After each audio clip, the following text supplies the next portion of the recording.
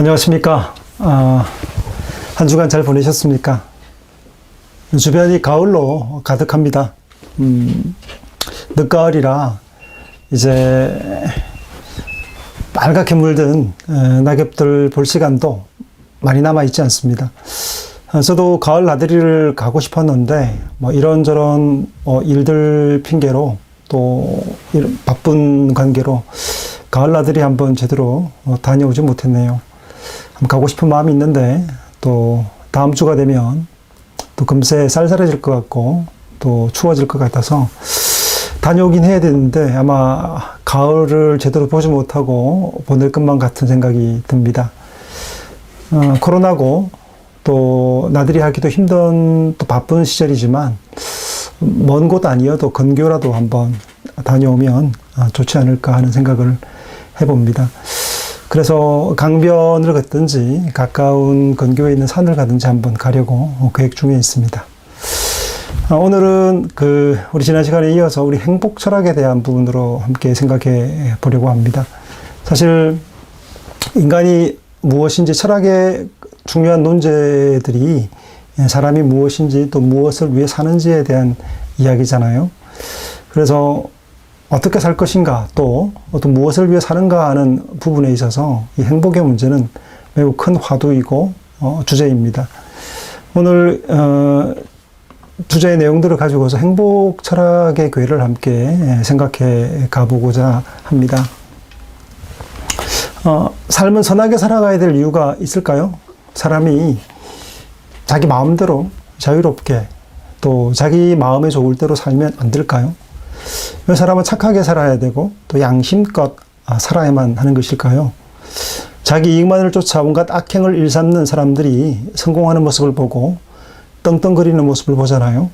아나무인으로 또 자기 고집으로 또 권력과 힘과 돈의 권세를 마음껏 휘두르는 사람들이 더 행복해 보이고 성공하는 것처럼 보이지 않습니까?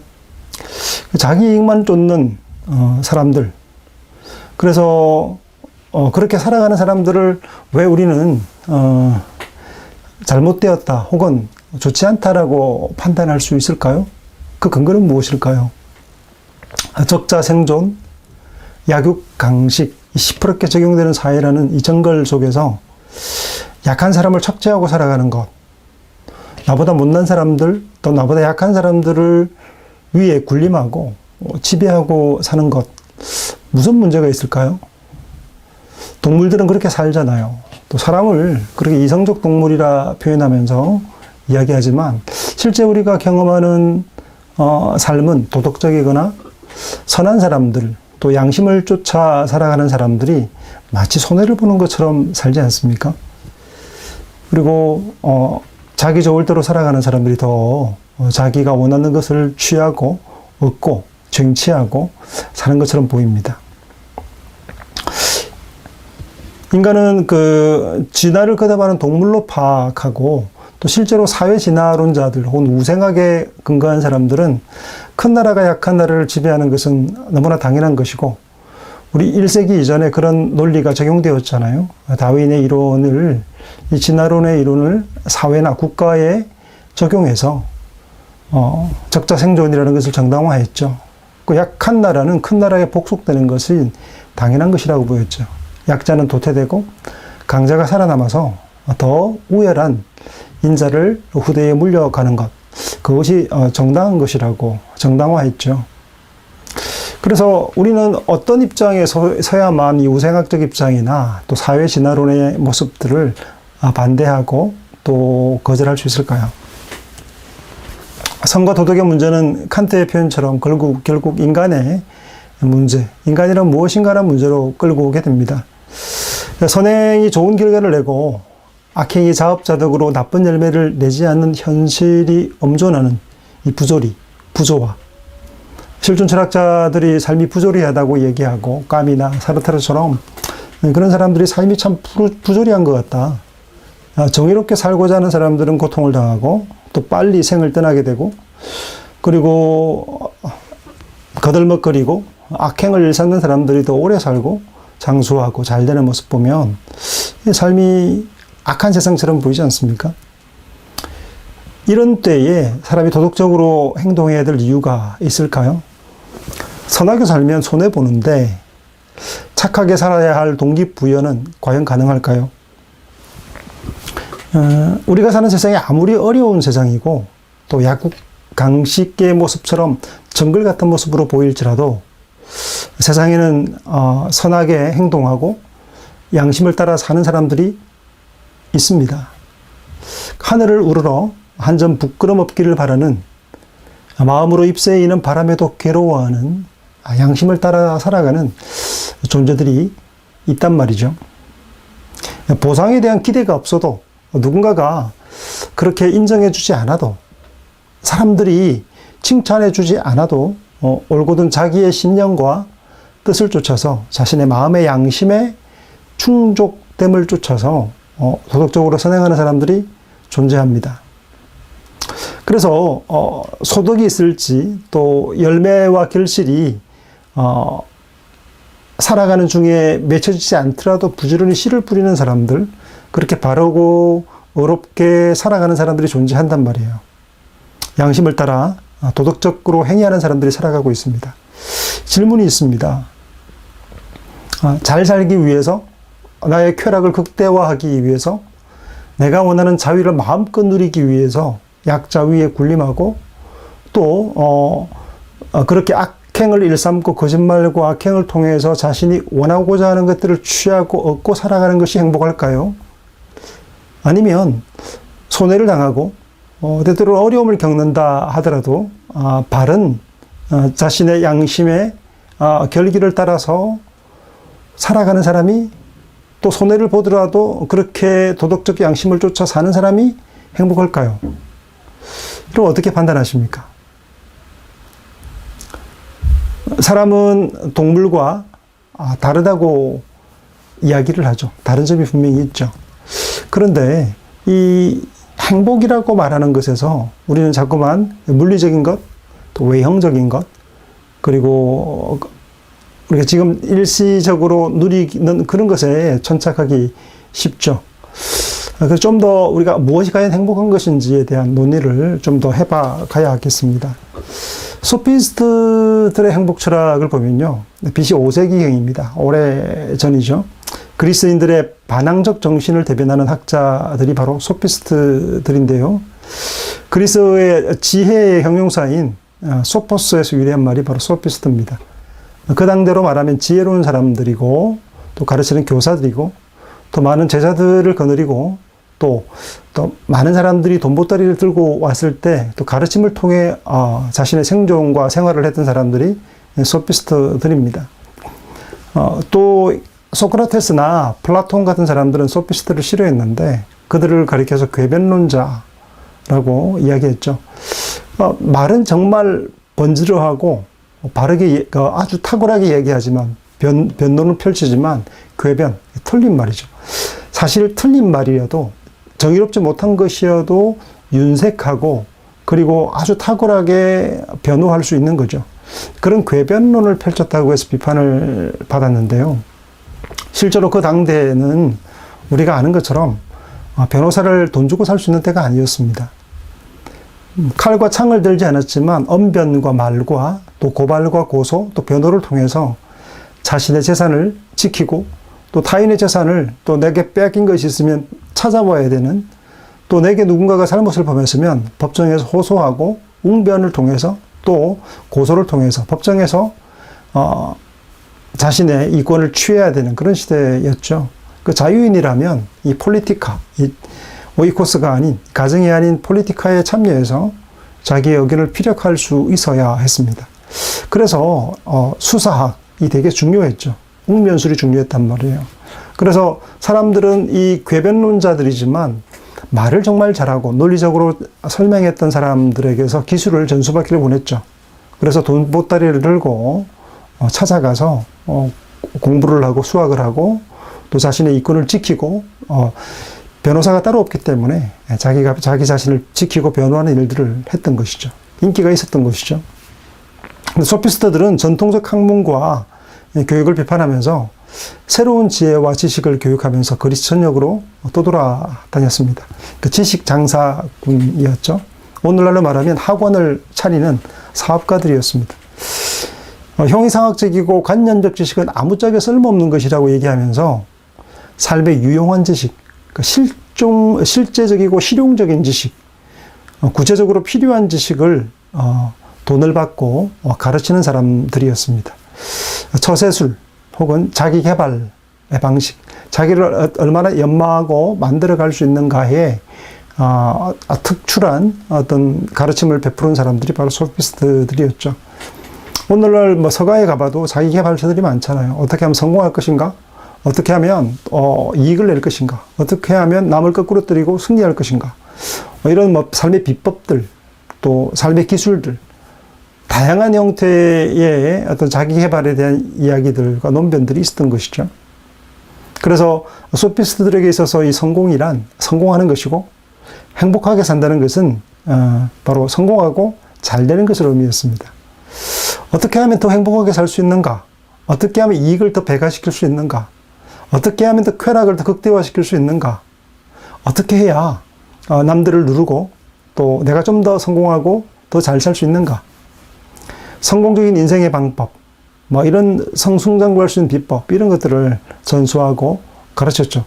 인기가 있었습니다. 또 많은 사람들이 수화로 들어가서 배우고 또 수강생으로서 교육을 받았던 것이죠. 그래서 행복하기 위해서는 성공해야 하고, 성공하기 위해서는 알아야 할 지식으로 가장 중요한 것이 바로 변론술과 웅변술이었죠. 말을 잘하고 자기 PR을 잘해야 하잖아요. 오늘날 시대에도 자기 PR을 하지 못하면, 자기를 잘 표현할 수 없으면 누가 인정해 주겠습니까? 자기를 잘 포장하고 상품화시키고 가치를 극대화시켜야 기업에서나 또 다른 사람이 나를 알아주고 나를 쓰고 또 나에게 이익을 가져다 줄 수 있지 않겠습니까? 또 이 가장 중요한 것이 그래서 변론술과 웅변술이었어요. 말을 잘하고 그리고 논리적으로 상대를 설득할 수 있어야만 자기 이익을 잘 보호할 수 있었거든요. 그래서 능력이 있는 사람이 된다고 할 수 있고, 어눌하고 자기 표현을 하지 못하고 남들 앞에서 자기 의사를 피력하거나 또 남들이 고소하고 고발에 공격을 해올 때 바르게 변호하지 내지 못하면 패배하는 사람이 되고 또 뒤로 퇴보하는 사람이 됐던 것이죠. 실제로 많은 사람들이 소피스트 문화성으로 들어가 돈을 주고 배웠던 것이죠. 소피스트들은 보편적 진리를 부정했습니다. 실용적인 지식, 실제적인 지식에 천착했죠. 진리란 존재하지 않고 단지 의견만 존재한다. 소피스트들은 어떤 의미로 보면 고대의 현대주의자들입니다. 그러니까 포스트 모던 시대를 우리가 살고 있잖아요. 상대주의 시대. 그죠? 그 시대의 모습이 그 당시에 있었던 것이에요. 소피스트들은 사실은 현대 철학자들의 괴와 같이 하고 있습니다. 진리란 존재하지 않고 각자가 의견이 존재하는 것이기 때문에 각자의 의견을 서로 존중하자. 상호를 존중하는 태도를 이야기하는 거죠. 그 진리가 없죠? 없다고 얘기를 합니다. 그래서 너가 말하는 것도 진리일 수 있고 내가 말하는 것도 진리일 수 있다라고 얘기하는 그런 형태. 결국에는 진리가 없다라고 얘기하는 거죠. 그 진리의 객관성을 부정하고 주관성을, 각자가 가진 주관성을 상호 존중하는 그런 자유를, 개별적 자유와 개인적 선택을 강조했던 때입니다. 그래서 이러한 사고는 상대주의로 흘러가는 것을 뜻했고, 오늘날의 현대 사상과 맥을 같이 합니다.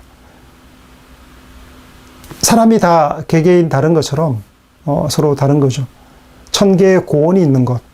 둘레저가 표현했던 것처럼 각자가 하나의 고원이 높은 산이고 또 각자의 진리들이 존재하는 상대적인 입장을 가진 거죠. 소피스트들의 가장 중요한 도덕 원리는 행복이었습니다. 개인의 쾌락을 가장 중요하게 생각한 것이죠. 선과 정의란 곧 개인이 얼마나 즐겁고 행복하냐에 달려있다고 생각한 것이 바로 행복주의자들인 소피스트들이었습니다. 그래서 보편 가치를 도구화시켜서 실용주의로 만들었어요. 소피스트들은 사회적 권리를 약육강식을 옹호했습니다. 그래서 고상한 가치가 중요한 게 아니라 그거는 필요 없다고 얘기를 하는 거죠. 우월한 사람이 약한 사람을 착취하고 승자 독식의 사회가 자연적 질서의 법칙이라고 본 거죠.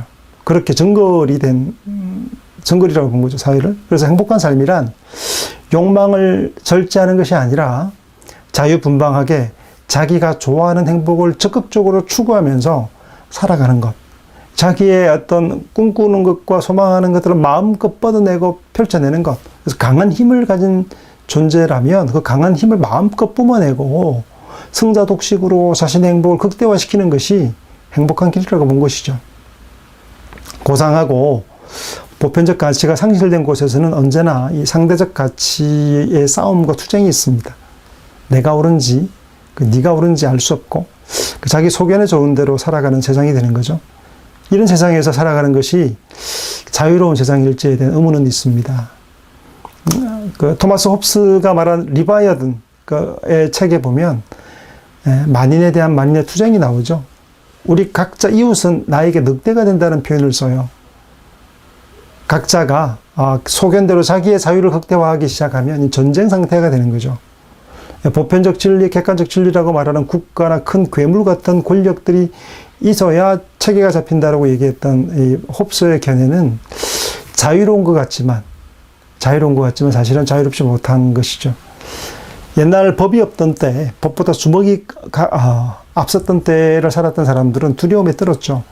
옆집 개똥이가 힘이 있고 또 늑대가 있고 그리고 폭력으로 무장하는 무기가 있다면 법이 미치지 않고 또 통하지 않는 곳이었다면 주먹이 더 우선이었겠죠. 가진 것들이 힘이 없거나 약하면 빼앗길 수도 있는 것이었겠죠. 왜냐하면 법이 없으면 누군가의 계약이나 어떤 질서에 따라서 제재를 가하는 것이 없다면 이건 약육강식으로 살면 자유가 일부 사람들, 강한 사람들에겐 자유일 수 있을지 모르지만 약한 사람들에겐 자유가 아니겠죠.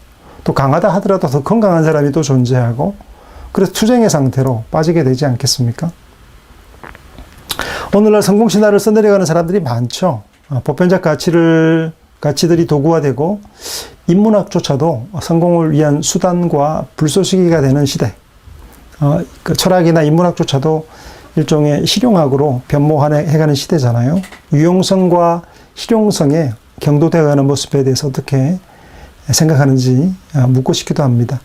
여러분은 어떻게 생각하십니까? 어떤 가치라고 얘기하는 것, 보편적 가치, 인류애적 가치들이 쓸모가 없으면 또 유용성이 없으면 폐기되어야 하는 것인지 뒤로 밀려나야 하는 것인지 물어봐야 되는 것이죠. 플라톤의 국가라는 책이 있습니다. 대표작이죠. 십면액을 기록한 플라톤의 대표작인데요. 거기 처음에 보면 그 책의 부제가 정의란 무엇인가입니다. 정의가 무엇인가에 대해 토의할 때 트라시마코스와 소크라테스 간의 대화가 앞부분에 나와요. 그래서 소피스트였던 트라시마코스는 현실주의자였거든요. 그는 행위의 원칙을 현실의 원리에 맞추었습니다. 그가 보는 현실 속에서 의로운 사람은 언제나 손해보는 사람이며 남에게 좋은 일만 하는 사람들이었습니다. 의로운 사람이라는 게 그 트라시마코스의 눈에 보면 손해보는 사람, 패자, 루저였다는 거죠. 루저. 그리고 이런 사람은 남을 행복하게 해줄 뿐이지 자기 자신을 행복하게 만들지 못한다라고 얘기합니다. 정말 행복한 사람들이 아니고 남들에게는 계속해서 패하고 지면서 의로운 사람은 남들은 행복하게 해줄지 모르지만 자기는 행복한 사람들이 아니다 라고 얘기하죠. 반면에 불의한 사람은 언제나 자기 자신의 이익을 추구하기 때문에 그렇지 못한 사람들보다 더 많은 것을 얻고 더 행복한 삶을 살 수 있다 라고 얘기를 합니다. 어떻게 생각하십니까? 맞지 않습니까? 그럴듯해 보이지 않습니까? 이 현실주의자 트라시마코스, 이 소피스트의 입장에 보면 의롭게 사는 사람들은 손해를 보고 살아가요. 사업을 의롭게, 바르게, 정의롭게 하다 보니까 망해요. 본인만 가난한 게 아니고 망한 덕분에 아내와 처자식까지 모두가 다 가난 속에 허덕이게 만들었죠. 이게 행복일까요? 근데 불의한 사람, 거짓말을 하고 또 때로는 행패를 부릴 줄 알고 또 남들 속일 줄 아는 사람이 성공한단 말이에요. 불의한 사람이 성공을 하고 잘 된단 말이에요. 트라시마코스가 볼 때, 현실적으로 볼 때 의로운 사람이 행복한 게 아니고 불의한 사람이 더 행복해 보인 거죠. 트라시마코스의 주장에 따르면 불의와 악은 행복의 원천이지만 의로움과 선은 도리어 불행의 씨앗일 뿐이다. 불이나 악은 행복의 원천이고 이 의롭게 살고자 하는 것은 의로움은 불행의 씨앗일 뿐이다. 눈물의 씨앗이라 얘기하는 거죠. 여기에서 악과 불의는 바람직한 것이고 좋은 것이 되죠. 왜냐하면 이 목적이 행복이라고 쳐봐요. 목적이 성공이라 쳐봐요. 성공하는 것이 행복이라고 치면 이 삶의 사나이가 한번 태어나서 성공하고 사는 것이 인생의 목적이라면, 그것이 행복한 것이 행복이라면 수단 방법 가리지 않고 상대를 깨부수고 거짓말해서 속이고 트릭을 써서 성공했단 말이에요. 그래서 행복하단 말이에요. 그러면 목적이 달성된 건 아니겠습니까? 행복주의자들 입장에서 보자면 이런 불의한 것이 선인 거죠. 왜냐하면 행복하게 만드는 수단이니까. 우리가 어려우면 어려울수록 손해만 보고 더욱더 불행해진다는 논리. 그래서 만약 우리가 완전한 불의를 실현할 수만 있다면, 완전한 악을 행할 수만 있다면 우린 최고의 행복한 삶을 살 수 있을 것이다. 이렇게 주장을 해요. 정말 나쁜 주장 같아 보이지만 무척 현실적인 이야기 아닙니까? 그렇게 들리지 않으세요? 누가 트라시마코스의 이런 현실적인 주장을 쉽게 반박할 수 있을까요? 우리가 살아가는 세상이 사실 그렇지 않습니까?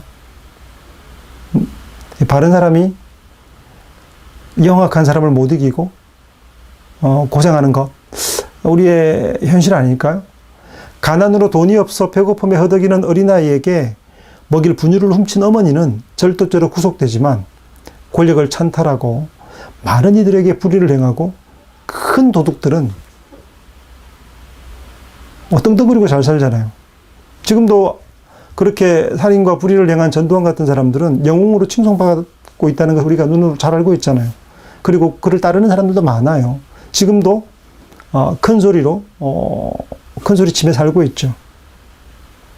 그러니 부도덕한 현실 속에 사는 사람들은 트라시마코스처럼 악과 불의가 도리어 삶에 유익하고 행복을 가져다 준다고 생각하는 것도 무리가 아니지 않겠습니까?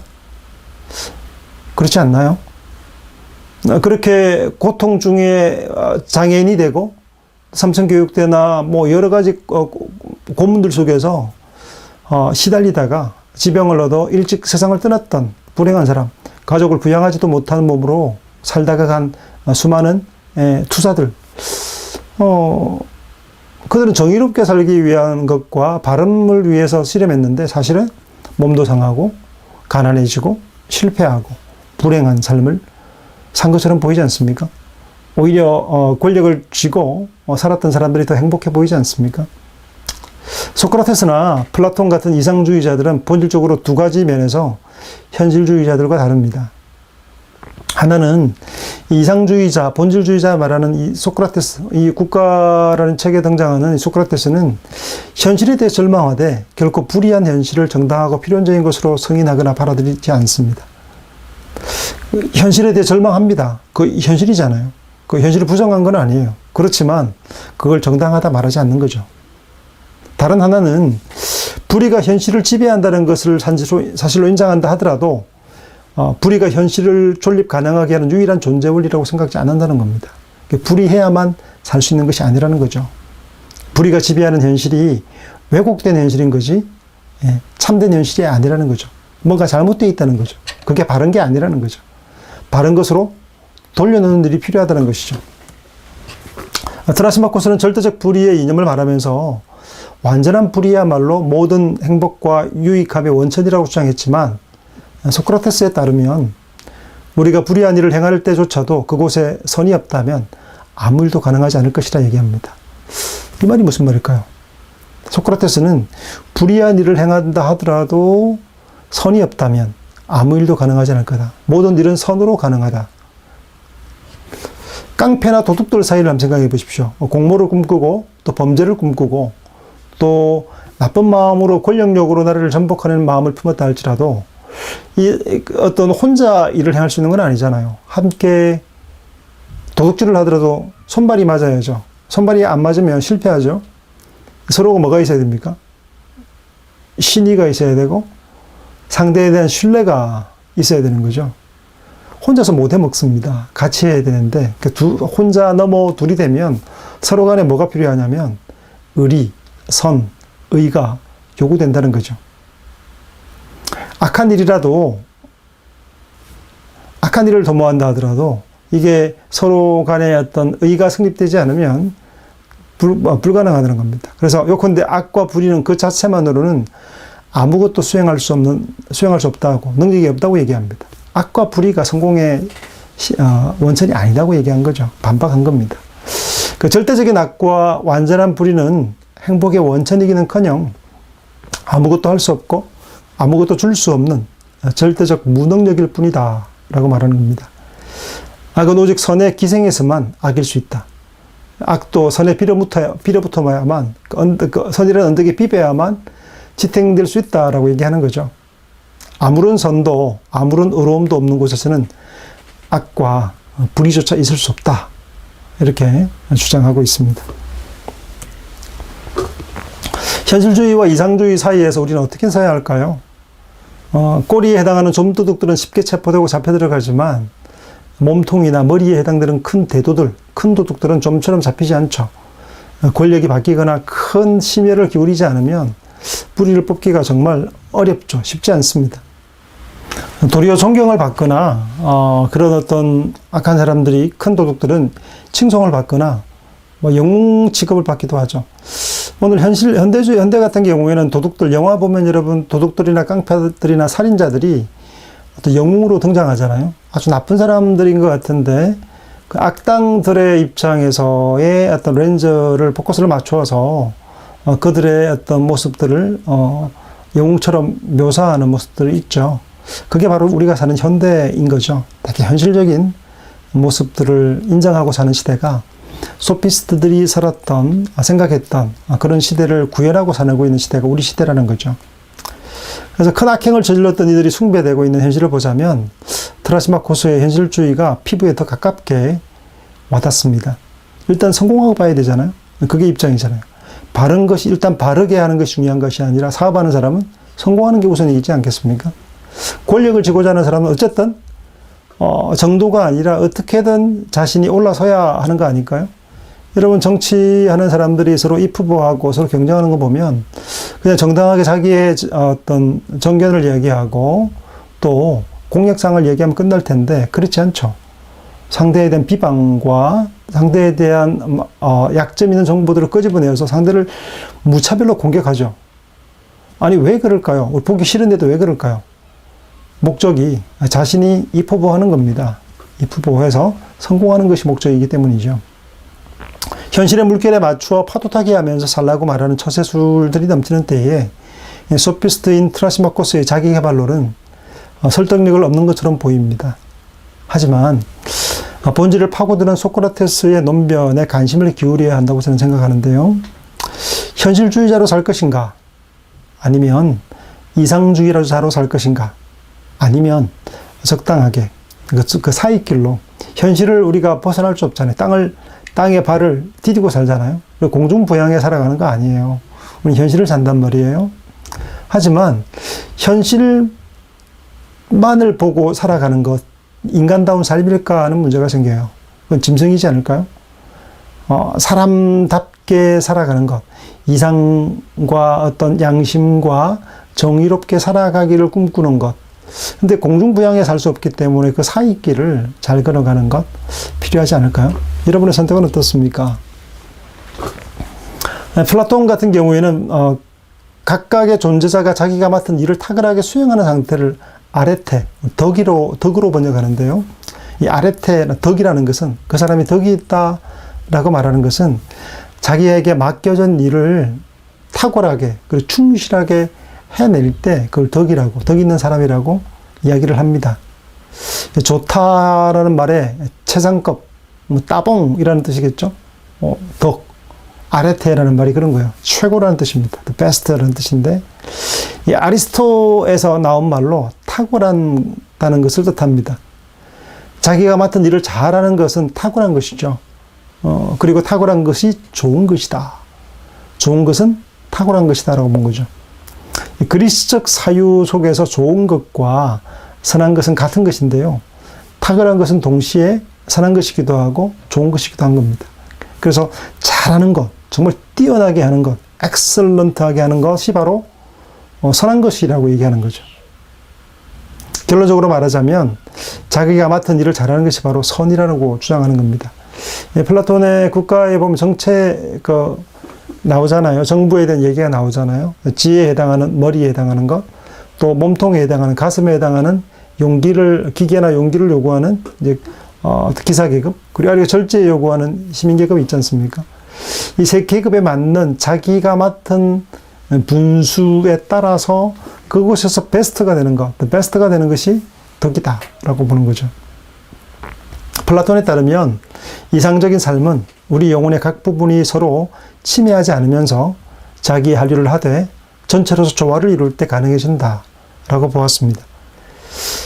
영혼의 타락이 극에 달하게 되면 이성에 의해 지배받아야 할 기계, 용기가 도리어 이성을 욕망을 위한 도구로 지배하는 일이 벌어지는데 바로 이러한 영혼의 무질서와 혼탁이 바로 악이라고 본 것이죠.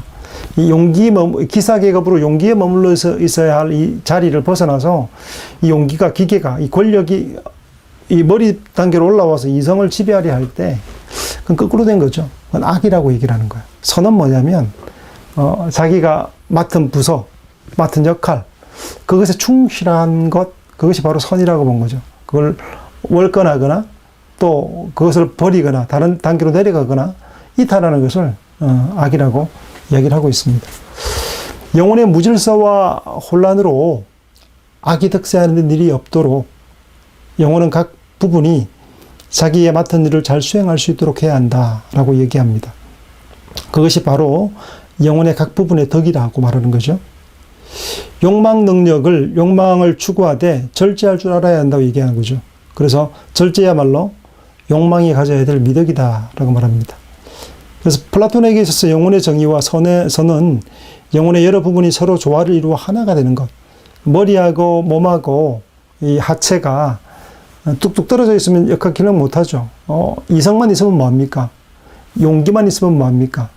혹은 욕망만 있으면 뭐합니까? 이 세 가지가 서로 결합되어야 인간으로서의 구실을 할 수 있죠. 사람다운 구실을 하는 것처럼 국가 역시도 자신에게 맡겨진 일의 아래태, 선, 덕을 추구할 때, 그걸 정의롭게 추구할 때, 또 조화롭게 머리와 가슴과 이 하체가 함께 조화롭게 균형을 이룰 때, 조화롭게 자기 역할을 수행할 때 건강한 개인, 건강한 국가가 될 수 있다고 얘기한 거죠. 이런 의미에서 플라톤은 선은 하나다라고 말했습니다. 각각의 존재가 하나를 이룰 때 그것은 온전하고 좋은 상태에 있다는 것이죠. 이것은 영혼의 경우도 마찬가지고요. 우리의 영혼은 분열과 무질서가 아니라 조화 속에서 하나의 통일을 이룰 때 그것이 선이고 행복인 것이라고 얘기를 하고 있습니다. 플라톤의 윤리학은 그리스도인들의 전형적인 인생관과 세계관의 표현이라 할 수 있을 것인데요. 그리스도인들은 탁월한 것이 선하고 아름다운 것이라고 생각을 했습니다. 그들이 탁월한 것을 선하고 아름다운 것이라고 했다는 것은 그들이 탁월한 것을 바람직하다고 본 거죠. 탁월한 것에 매혹되었다는 것을 알 수 있습니다. 여러분, 아테네, 그리스에서 올림픽이 열리잖아요. 경연장이잖아요. 올림픽은 메달을 주죠. 월계관을 씌우잖아요. 타고난 사람, 뛰어난 사람들 칭송합니다. 영웅으로. 서로 끄집어내려는 게 아니고 그 탁월한 것 있죠. 그 맡은 일에 최선을 다해서 최고로 단련해서 우승하는 사람들을 아주 박수를 보내죠. 탁월함에 대한, 뛰어남에 대한 찬탄을 보냅니다. 그것을 바람직하다 보고 선이라 본 것이죠. 타고난 사람은 아름답다. 하지만 타고난 사람을 아름답다고 인정할 줄 아는 사람 역시 그에 못지않게 아름다운 거죠. 지혜로운 사람인 거죠. 옆에 사람이 나보다 더 탁월하면 못 견디겠습니까? 그 사람을 칭찬할 줄 알고 인정할 줄 아는 사람이 사실은 아주 멋진 사람인 거죠. 탁월함을 인정하는 세계, 세상, 사회. 사촌이 땅을 사면 박수를 쳐줘야 되지 않겠습니까? 배가 아파서 병이 나면 안 되겠죠. 이게 이제 그리스 사회가 추구하는 형태가 이제 탁월함인 거니까 사업을 잘 하잖아요. 박수를 잘하는 겁니다. 그리고 그 박수를 보내는 사람 역시도 멋진 사람인 것이죠. 개인적인 우월감이나 열등감에 얽매이지 않고 탁월함을 객관적 아름다움으로 관조할 줄 아는 것. 옆에 사람이 잘생겼잖아요. 정말 미인이잖아요. 그러면 정말 아름답다고 찬탄할 줄 알고 너 정말 미인이다. 너 정말 예쁘네. 야, 너 정말 잘생겼다. 야, 너 정말 몸짱이네. 이런 어떤 그 표현들. 너 정말 뛰어나구나. 너 정말 지혜롭네. 라고 이야기해 줄 아는 것. 그것을 관조하고 그것을 아주 아름답게 바라볼 줄 아는 시선. 우리 예술을 감상할 때 그걸 바라보면서 아주 탁월하다고 칭찬하고 좋아하잖아요. 우리 주변에 어떤 탁월한 모습들을 볼 때 그것을 좋아하고 기뻐하고 감탄해하고 또 그것의 부러움과 시선, 그 시기의 눈이 아니고 찬탄의 눈으로 바라보면서 관조할 수 있는 사람들은 그 자체로 성숙하고 지혜로운 사람이라고 할 수 있겠죠. 서로 경쟁하는 사회 속에서 이걸 보기 힘들죠. 근데 이제 보편적 입장에서 있는 입장에서 보자면 이게 조화를 이루는 거죠. 탁월함에 머무는 사람이 있고 지혜로 또 그렇지 못하는 사람들이 함께 섞여서 조화를 이루어서 사회를 구성하고 있잖아요. 누구나 다 1등이면 누가 꼴찌를 합니까? 꼴찌도 그 나름대로 자기 영역에서 또 뛰어난 부분이 있는 거겠죠. 그래서 이 조화를 이루어가는 것들의 어떤 주안점이 들고 하나를 이루는 것이 중요한 것이죠. 근데 소피스트 같은 경우에는 서로 경쟁하죠. 자기 행복을 추구하는 개인적인 것이라기보다과 달리 이 보편적 철학자들인 소크라테스나 플라톤 같은 사람들은 이 보편 하나를 이루는 것, 조화를 이루는 것에 관심을 둡니다. 그래서 함께 이루어가는 거죠. 팬데믹 상황이 오고 코로나가 왔을 때 동양과 동아시아 3국을 비롯해서 동남아 포함하죠. 아시아와 유럽 사회와 미국 사회의 차이가 있죠. BBC에서 그런 얘기를 했습니다. 한국은 되고 외국은 왜 안 되는가. 똑같은 방법을 썼습니다. 똑같은 어떤 예방 차원에서의 어떤 그 검사나 진단 키트를 이용해서 절차들을 밟았어요. 하지만 BBC가 분석했을 때 한국은 되는데 왜 영국은 안 되고 유럽은 안 될까? 왜 독일은 안 되고 한국은 될까라고 얘기할 때 이거는 이제 각자의 개인적인 요소들. 조화를 이루어가는 하나라는 어떤 이웃과 또 이웃과 내가 남이 아니라는 사실이 몸에 배어있는 이 아시아의 어떤 전통들과 개인의 자유를 대단히 중시하는 파편적 개인이라는 게 not과 divide 나눌 수 없는 한 분자, 한 개개인으로 존재하는 이 개인의 자유를 추구하는 어떤 뼛속 깊이 그렇게 문화로 자리 잡은 서구 사회와 이 동양 사회의 차이라고 할 수 있겠죠. 동아시아 국가들은 그 문제를 잘 제어합니다. 일본같이 대책 없는 모습으로 있더라 하더라도 지금 잘 제어되고 있잖아요. 그게 아시아의 어떤 국가라는 표현도 가짜가 가정에서 쓰는 가짜가 똑같아요. 가족과 같아요. 나라 가정이죠. 너와 내가 남이 아닌 거죠. 그런 입장에 있는 보편적 가치를 추구하고 하나를 추구해가는 모습들, 어떤 의미로는 전체를 추구하고 하나와 조화를 이루어가는 모습에서 개인의 자유를 보장하지만 그러나 언제나 그 개인만으로 존재하지 않고 조화를 이루는 하나라는 어떤 공동체의 역할이 이미 뼛속 깊이 삽입되어 있는 이런 동아시아 국가들과 유럽 사회가 틀린 거죠. 질투의 시선 대신에 아름답게 받아들이는 태도 중요할 거라고 생각합니다. 그래서 행복은 조화로운 상태라고 플라톤은 이야기를 합니다. 플라톤이 말하는 성과 행복의 상태란 조화로운 상태, 이성과 욕망의 조화로운 상태, 이 서로 분열되고 서로 다투면 행복한 상황이 아니라는 거죠. 탁월함과 그렇지 않음도 상호 인정 속에서 각자의 역할에 충실함으로써 일치를 이루고 있는 상태가 선이고 행복한 상태라고 얘기하는 거죠. 여러분, 좋은 관계, 좋은 공동체 이루고 싶지 않습니까? 좋은 친구 관계 이루고 싶지 않아요? 친구가 잘하는 거 그대로 인정하는 겁니다. 정말로 진심으로 인정하는 거죠. 상호 존중, 상호 인정. 그 탁월함에 대해서 기꺼이 박수를 보내는 것 있죠. 그것이 좋은 관계를 가져가는 좋은 친구를 얻는 방법입니다. 이것 아니면 조화가 있지 않아요. 그 상태가 우정이라는 것이 피어나고 행복한 상태로 가는 길입니다. 자로나 우로나 치지 않는 중용의 상태. 참 좋은 말이죠. 뛰어난 이들이 바라볼 때 시기하고 질투하는 것이 아니라 인정하고 매혹적으로 바라보는 사회. 이상적인 사회의 모습이겠죠. 서로 끌어내리고 서로 뭐 비방하고 서로 배 아파서 죽으려고 하고 이건 부조화의 상태죠. 거기에는 평화도 없고 조화도 없고 이 부조화가 결국 불행을 만든다고 보는 거죠. BTS나 블랙핑크 보지 않습니까? 손흥민과 같은 축구선수, K-POP 가수들은 우리가 노력해서 따라잡을 수 있는 재능이 아니죠. 우리가 박지성 될 수 없습니다. 손흥민요? 내가 노력한다고 해서 이렇게 따라잡을 수 있는 거 아니에요. 어릴 때부터 노력한다고 되는 게 아니에요. 재능이 있어야 됩니다. 탤런트라고 그러죠. 달란트라고 그럽니다. 탤런트라고 그러는데 이 탤런트는 재능이에요. 타고나는 겁니다. 주어진 선물처럼 가지고 나는 겁니다. 이 올림픽은 그런 탤런트의 전시장이죠. 천부적 소질을 지닌 사람들이 존재합니다. 그 사람들 죽이면 안 돼요. 누르면 안 됩니다. 그 사람들 잘 불러일으켜서 우리 사회를 책임지게 하고 나라를 부강하게 만드는 일꾼으로 조화롭게 이 땅을 끌고 갈 수 있도록 또 이끌어야 되죠. 인정과 칭찬, 격려가 머무는 조화로운 행복한 사회는 요원한 것일까요? 우리 사회는 차이가 인정되고 타결함이 미덕으로 인정되는 행복한 사회일까요? 이런 게 인정된다면 정말 좋겠습니다.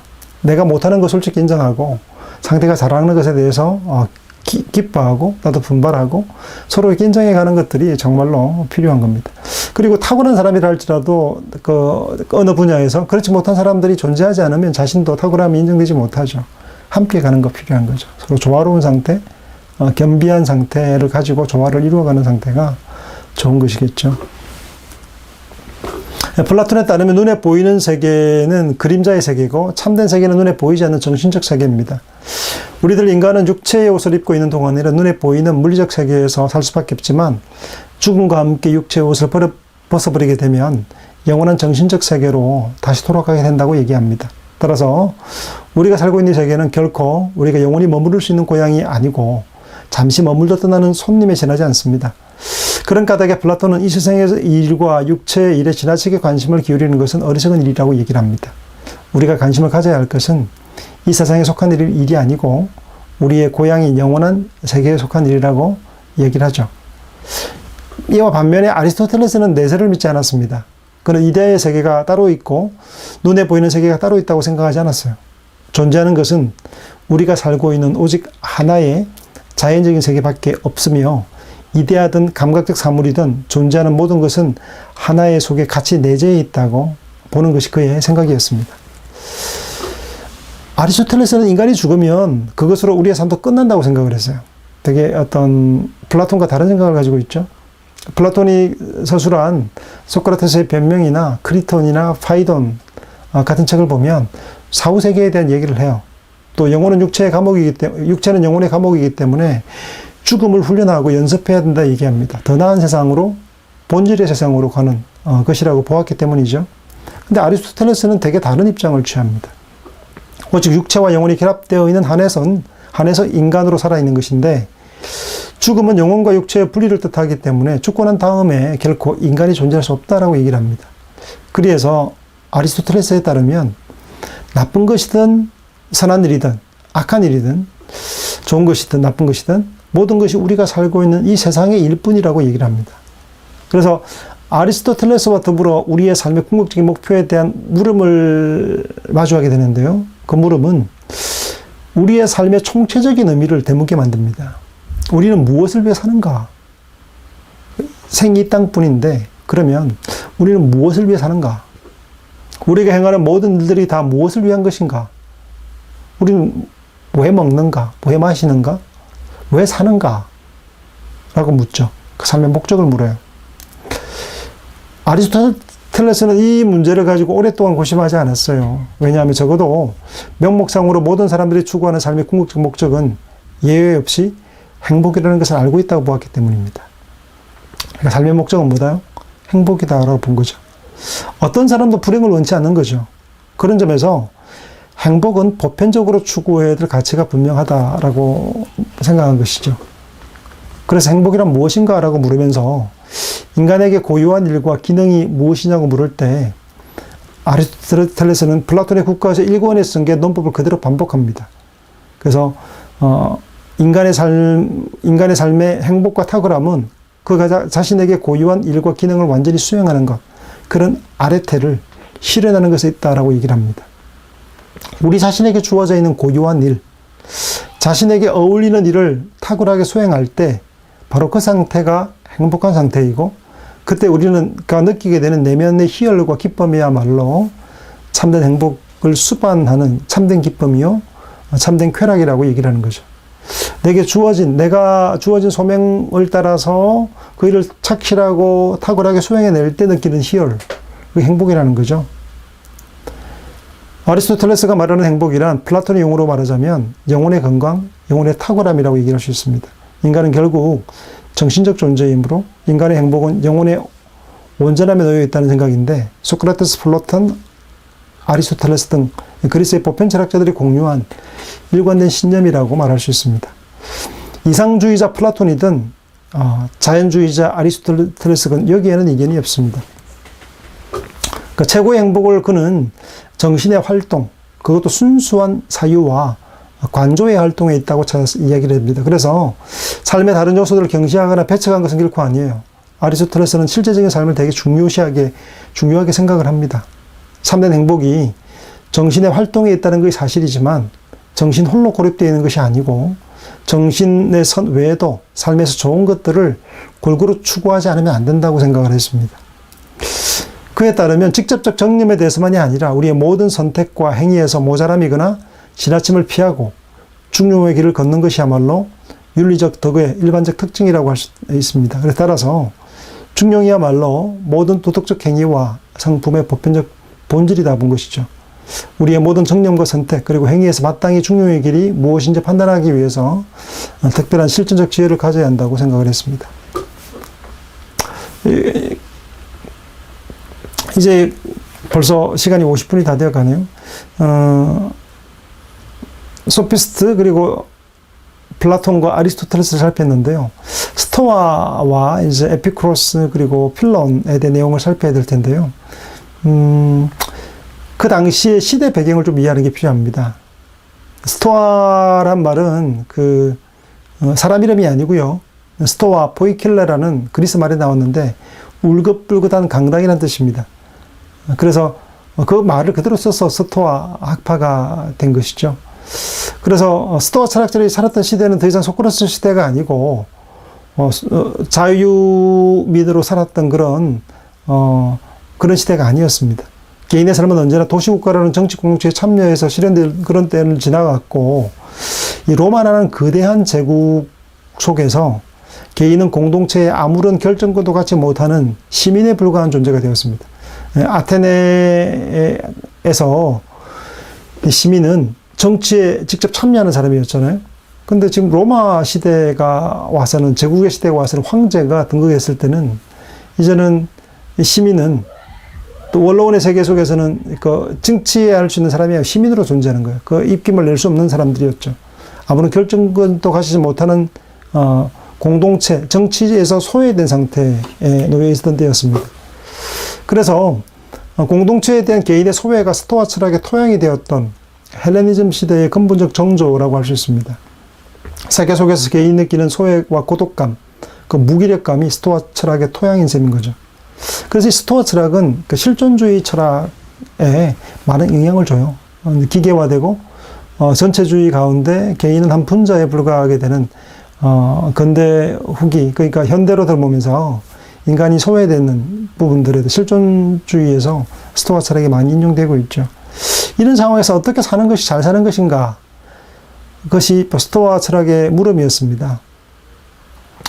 개별자의 관점이 아니라 전체 공동체의 관점을 대변하는 세계관이라 할 수 있는데, 다시 말해서 스토아 철학은 개인과 전체가 충돌할 때 언제나 전체 편에 서는 것이 바로 스토아 철학이라고 말할 수 있습니다. 그래서 스토아 철학은 개인의 존재를 일관되게 전체 아래 종속시키는 방식으로 추구해가는 게 바로 스토아 철학이에요. 그래서 인류를 위해서, 전 우주를 위해 살아갈 때 복되고 선한 삶을 살아갈 수 있다고 생각한 거죠. 고대 사회의 결정론이라고 말할 수 있습니다. 황제죠. 마르커스 아우렐리우스 같은 경우에도 태초부터 이 세상에 일어나는 모든 일들은 우주로부터 당신에게 주어진 것이고 당신의 운명에 들어있는 것이라고 말하고 있습니다. 자기를 버리고 나를 맡기는 것. 이것이야말로 지혜로운 자의 태도다. 전체의 자기를 포함시키는 거죠. 세네카와 에픽테토스, 행복에 대한 행복론들 있죠. 세네카, 반드시 당하고야 할 운명에 대하여 버둥거릴수록 점차 사태가 악화될 뿐이다. 이것은 마치 그물에 걸린 새가 날개를 퍼덕거릴수록 더욱 사로잡히게 되는 것과 같다. 그러므로 세상의 길은 오직 신의 뜻에 순종하며 조용히 누워 신의 예정에 의무를 품지 않고 그 명령을 거역하지 않는다는 것. 이게 일종의 운명론과 비슷한 거죠. 전체의 개인을 맡겨버리는 것이죠. 이와 달리, 에피쿠로스 학파의 경우에는 다릅니다. 전체가 뭐가 중요하냐? 개인이 중요하지. 스토아 철학은 개인에게 자기 자신을 잃어버리고 오직 전체를 위해 헌신할 것을 요구했지만, 에피쿠로스는 그렇게 생각하지 않았습니다. 전체와 개인이 대립할 때 스토아 철학은 개인을 부정하고 개인을 전체에 동화시킴으로써 전체와 개인의 갈등을 해소하려 했지만, 에피쿠로스는 전체를 위한다는 미명 아래 개인의 삶을 희생하는 것을 거부합니다. 오직 한 번뿐인 생인데 개인이 자기 자신의 삶에 충실하지 못하고 자기 밖의 일에 얽매여 살아가는 것이야말로 노예적 삶이고 불행한 삶이다. 그래서 받아들일 수 없다라고 얘기하죠. 우리는 단 한 번 이 세상에 태어나지 두 번 태어나는 것이 불가능하다. 그리고 우리는 그 다음에 영원한 시간을 통틀어 더 이상 존재하지 않게 된다. 그럼에도 불구하고 당신은 항상 잣대를 놓치고 일을 뒤로고 미루며 단 한 번도 미래 주인이 되지 못한다. 주저하는 동안 삶은 흘러가 버리고 우리들 모두는 바쁘게 일만 하다가 죽어간다. 전체나 다른 일에, 외부적인 일에 자신을 던져놓고 자기를 잃어버리고 사는 것이 행복한 삶이 아니다라고 말하고 있죠. 그래서 정원의 철학이라고 그러죠. 세상 일 따위, 바깥 일 따위는 잊어버리고 자기 자신의 행복을 추구하라.